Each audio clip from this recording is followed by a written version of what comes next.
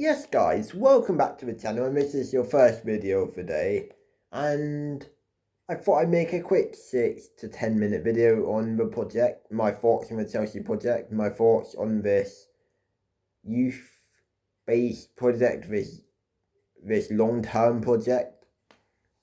And if it wasn't Chelsea, and let's say if it was, let's say, I don't know, who's an up-and-coming club? Aston Villa? I think the fan base would be way more patient with it and settled. However, this is a toxic, negative, aggressive fan base who has no patience at all, and I do kind of blame it on Roman. But yeah, I'm going to be giving you my honest, unbiased thoughts on this project from someone who's supporting it to its fullest, right? And there's criticism I want to give in this video. But let's get right into it. We'll start off with the positives. Now, one of the many few positives is the fact that we don't need to keep unstabilizing the squad by selling and bringing in older players every single season. Because what we used to have, right, is a team of older players, oldest team in the league at the time, I believe, as well, with the winning mentality, with the experience. But when they get old enough to a point where they'll probably be moved on or they'll retire, what will happen is that we'll keep on bringing in new players every season. There was never really any up-and-coming players other than Reece James at the time, and probably a Chilwell, where we go, okay, that guy we can build on for the future. That was never a thing at Chelsea under Roman. We tried that with Havertz and Werner, but I'll be honest, that never really worked out. So blueco went the polar opposite of that. We went with a younger model. We went with a younger squad with experience who isn't old, but has experience winning in the game, like Reece James, Enzo Fernandez, and those type of players who know what it's like to win finals. And obviously the objective is to build their experience up to a point where they are not only world-class players, but they are also experienced in winning, to a point where the mentality is, we are going for this, this and this, no one can stop us type mentality. What this squad used to have, which is fear. Teams used to come here and fear to play us. And that's what we're trying to build, but from a younger to older perspective, where the players get older, not trying to keep our squad younger in the aging aspect, which I fully back, because this squad was getting old, it was destabilising. We never also really had a long-term manager, which this club is trying to build around a manager, whether that be Rosnia, whether that be Fabio, not Fabio, who am I thinking of, Felipe, Luis. We're looking to build around a manager who can be with us for the next 10, 15 years. And yeah, so that's one of the positives. We're trying to build long term. One of the other positives is, because we are so young, we have more energy, and these players will last longer before getting injuries, and we'll be able to play way more games without having to do constant rotation.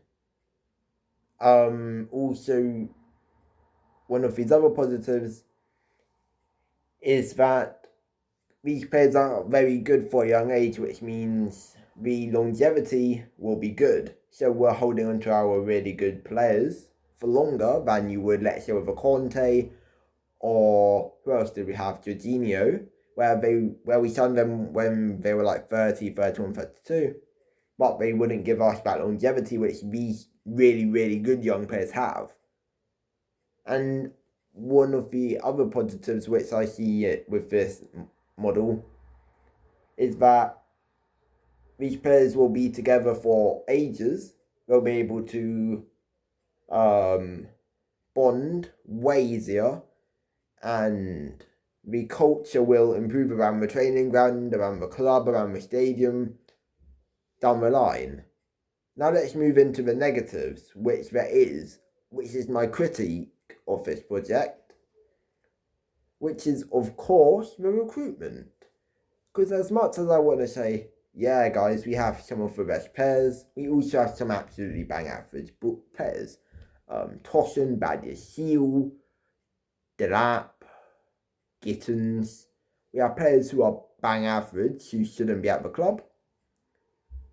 And we will always have these misses of a signing every single window, which will obviously come with the mass recruitment we've been doing. If we can get our recruitment right, then this model is fine. Totally forgotten another positive, but I'll touch them out in the end. One of the other negatives I see with this is mistakes leading to goals. Now, this is mainly defensively. I do have to say it is mainly defensively, but there's always these little mistakes. There's the mentality what kind of drops. It's kind of like, well, we're 2-0 down, what do we do from here? Sometimes they'll show up, sometimes they'll pull off a wonderful as I was saying, sometimes they would give up because of the lead. Sometimes they would wake up and do one of the West Ham games where they would come back from 2-0 down, win the game. And they don't always show up for every single type of game, whether that be big games, small games, but like they'll always show up for the big games. But sometimes for the smaller games, it's like, this is an easy win, then we're going to lose it. So obviously the incompetence of the mentality of these players is an issue, which is one of the perks of having experience like we used to have, but I also believe these players will learn and they will stop being incompetent and stop being complacent, because they will learn over time that no game is easy, and sure, they might understand that, but they make games like Wrexham, Lincoln a challenge when realistically it should be strolling in the park. Now, one of the positives I want to actually point out is the wage structure, because this project has a wage structure. It has a wage, I want to call it a wage cap. I don't know if there's actually a wage cap in this model. Reports are saying 150k with incentivized contracts. Where if you do well over a period of time, you get improved wages. Your contract also probably gets increased by 2 years in most cases. There are some cases where it's like, nah, we're not going to extend this because of your age, etc. But it's really, really good because it's to incentivize players to at least try show up, to try be consistent. Sure, it hasn't worked for every player, but for most players it's actually worked. Now here's your question. Reece James has reportedly been given a wage increase for almost £250,000 a week. How big is this wage increase? Is it 275? Is it 280? Is it 300k? With incentivized wages. Now obviously Reece James being a world class player as he is, how far will they go when, bumping up their contracts?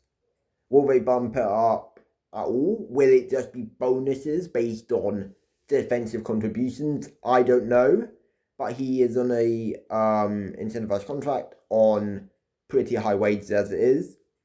But we've seen this work with players like Cole Palmer, Nicholas Jackson, Caicedo, Enzo is getting one, I'm pretty sure, at the end of the season. Kukurea had one. So this is actually benefiting the players who care for the club to try even harder, because they know that there's financial benefit at the end of a really good performance.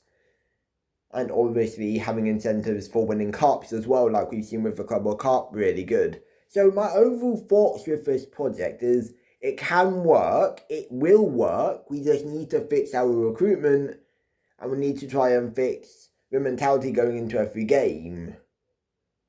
We need to play every game like we did Barcelona at Stamford Bridge, or, you know what I mean, like them games, like a PSG. So we need to play every game like it's a Champions League final, but that won't come for a little bit. Now, I think the one team I think we've actually taken a lot of inspiration from is Arsenal. Yes, we probably had one or two older players, but 3 years ago their squad was still relatively young. Not as young as ours, but it was still young as hell. And look where they are now. They are competing for Premier League. That's where blueco wants to be. There has been no briefs coming out saying, oh yeah, we're looking to increase our profits. Winning isn't really there for us in terms of priorities. Winning is a priority in their eyes, and it's come out multiple times from Feliciano, from Bowley, from the sporting directors. But some of the recruitment isn't showing it, like a Garnacho, a Gittins, a Jorgensen. We need to fix this recruitment if we want to take this project to another level. Thank you guys so much for watching. Football Roundup out tonight. Make sure you're there. I know how much you love the series. Tomorrow you're getting your PSG preview along with another video. I think if I can find another topic to talk about, because these mini talk videos are actually really, really solid. But yeah, thank you so much for watching. Like, subscribe, turn on notifications, and I'll see you guys in the next one. And peace!